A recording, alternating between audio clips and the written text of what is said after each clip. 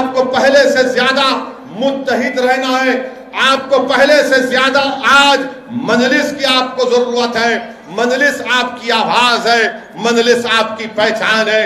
क्या आप नहीं देखते कि भारत की पार्लियामेंट में जब कभी भी कोई मसला आता है तो कौन उठकर बीजेपी की हुकूमत के खिलाफ बेबाक तरीके से उनको बयान करता है।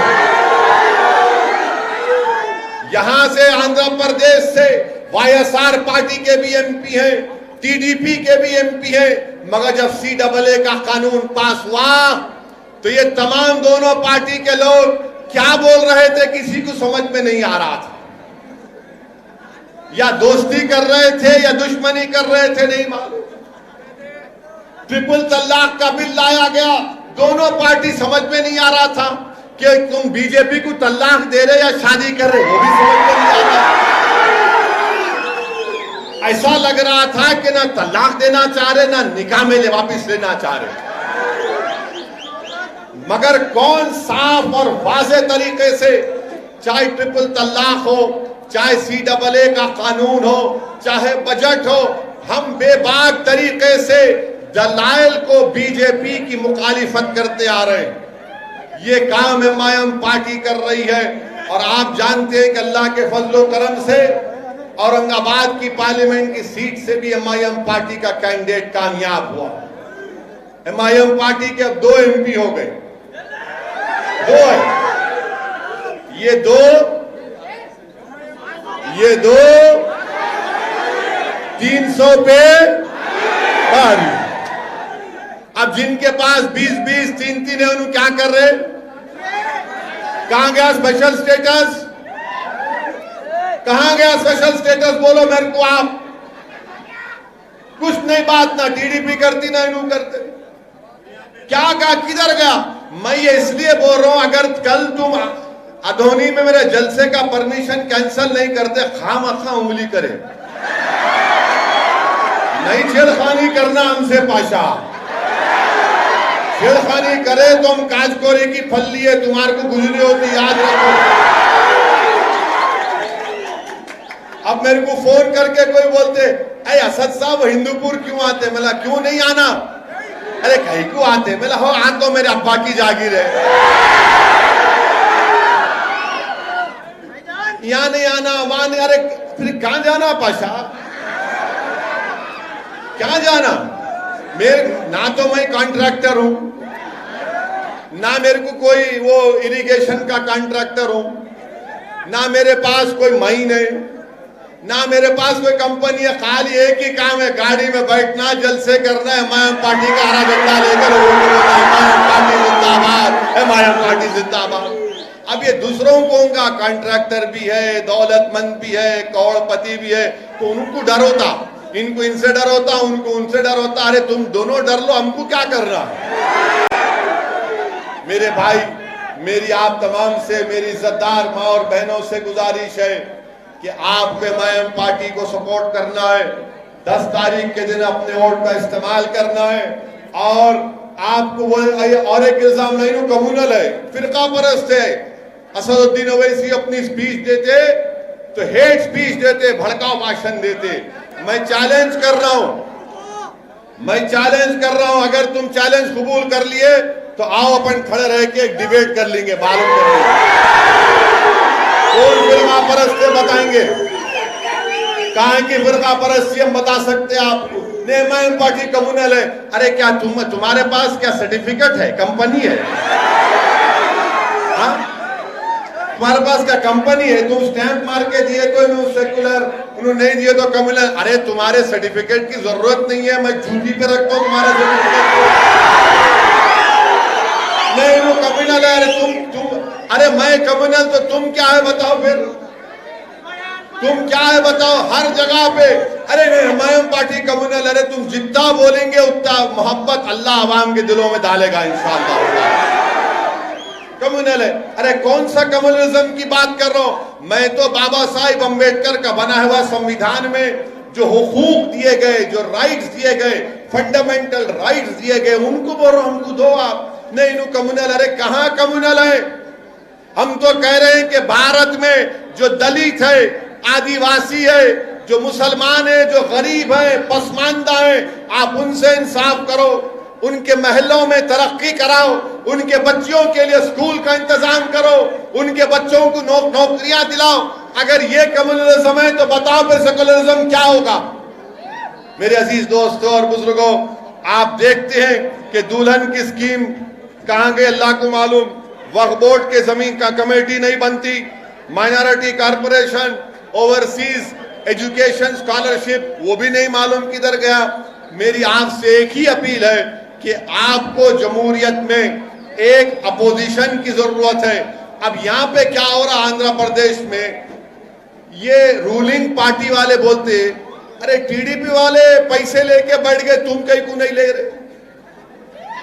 पूछते पूरे टीडीपी वाले नायडू को धोखा दे, नायडू सुसरे को दिए, अब इनला नायडू को धोखा दे। जितने नायडू से टिकट लिए उनको वो वाईएसआर वाले बुला के इधर भाई गुलाब जामुन खा सो जा। हमारे को बुलाए, उन्होंने बोले गुलाब जामुन खाओ, हम बोले नहीं खाते। बोले 2 खाओ, हम बोले नहीं खाते। पूरा डब्बा ले ले, हम बोले नहीं खाते। उसको बोले क्या खाते, तो हम बोले हम तुमको खाते।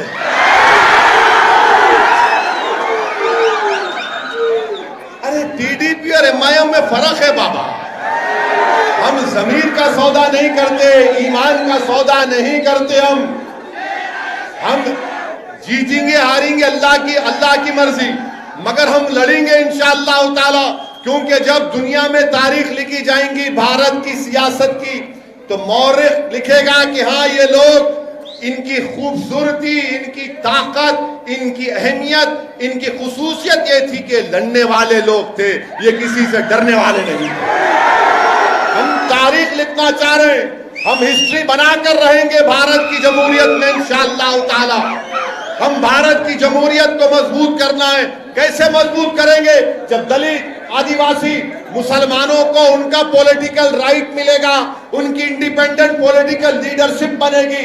और उसके लिए आपको मदद करना है, पहले अपनी दुआओं से, फिर अपने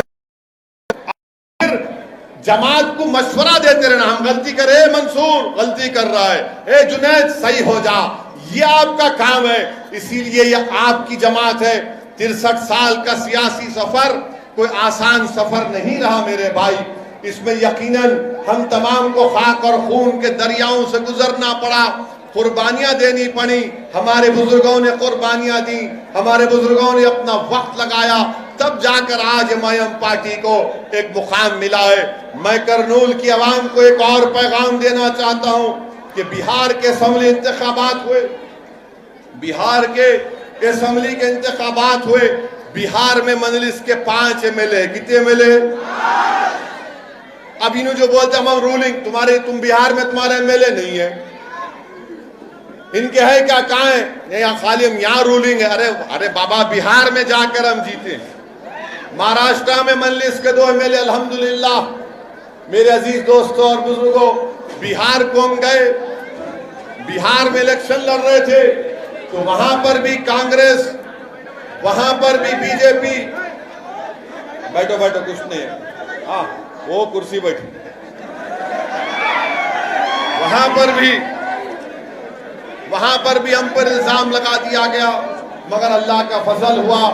बिहार की सरजमीन पर सीमांचल, जो भारत का सबसे पसमानदा इलाका है, वहां पर अख्तर ईमान की क़ियादत में एमआईएम पार्टी के 5 एमएलए जीत कर आए अल्हम्दुलिल्लाह। आज बिहार के असेंबली में मजलिस के 5 रुकनी असेंबली, वहां के चीफ मिनिस्टर नीतीश कुमार के सामने खड़े होकर सीमांचल की सरजमीन पर बसने वालों के लिए इंसाफ का मुतालबा करते हैं। वहां पर बिहार की विधानसभा में, असेंबली में एमआईएम पार्टी के एमएलए खड़े होकर बिहार का दूसरा कैपिटल पूर्णिया बनाने का डिमांड करते हैं।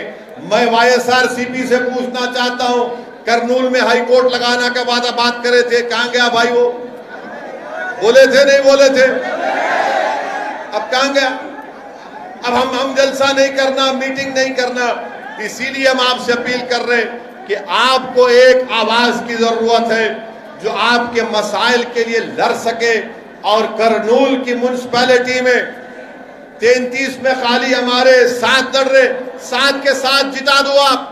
माँ बाप की जवाब पे किसको वोट डालते, डालो बीजेपी को छोड़ के आप। इंडियाज़ फर्स्ट 199 कस्टम स्टोर में आपका स्वागत है। Podium mall, Toli Chowki, ground floor. आप लोग जो भी हजरात फ्रेंचाइज लेना चाह रहे हैं, जो 99 स्टोर फ्रेंचाइज नहीं लिए हैं, वो 199 स्टोर इंडियाज़ फर्स्ट की आप फ्रेंचाइज ले सकते हो, ठीक है। और जो सप्लायर हमसे जुड़ना चाह रहे हैं, जो आपको लगता है कि 99 199 में आपके प्रोडक्ट बेच सकते हो, वो भी आपके लिए वेलकम है यहाँ पर। आप आइए, मुझसे मिलिए। 3 बजे से लेकर शाम के 9 बजे तक यहाँ पर रहता हूँ मैं, और कांटेक्ट करिए नीचे लिखे हुए नंबर पे। नाजरीन, इस खबरनामे के ताउन करदा इजी एक्सप्रेस 99 स्टोर, टोली चौकी, पोडियम मॉल, हैदराबाद।